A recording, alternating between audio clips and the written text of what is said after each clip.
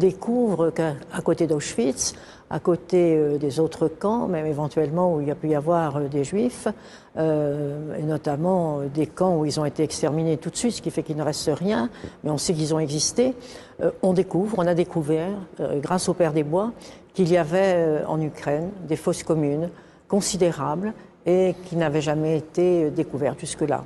Alors je laisse peut-être au Père des Bois dire dans quelles conditions et pourquoi il a retrouvé ça. Mais je voudrais lui rendre hommage parce que c'est quelque chose de très très important de savoir ça. Maintenant d'ailleurs il sort des livres sur ce qui s'est passé en Ukraine, mais à cette époque-là on avait très peu de choses. Alors on a vu la réalité des travaux menés par le Père des Bois dans le film bouleversant qu'on vient de voir. Simplement quelques questions qui sont vraiment très importantes. On a parlé d'1,5 million de juifs donc qui auraient été enterrés dans des fosses communes en Ukraine, et c'est seulement en Ukraine, et ce chiffre est loin d'être arrêté.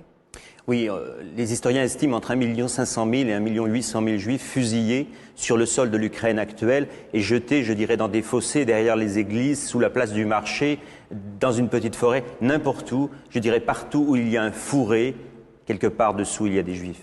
Je crois qu'il y a eu au surplus un véritable mur du silence, parce que ce qui me frappe aujourd'hui, c'est qu'il sort des livres sur l'Ukraine et qui montrent que même en dehors de ces fosses communes, il y a eu en Ukraine, avant même que les Allemands n'interviennent, la population locale qui a assassiné des quantités de juifs. C'est peut-être ce qui explique le mur de silence d'ailleurs.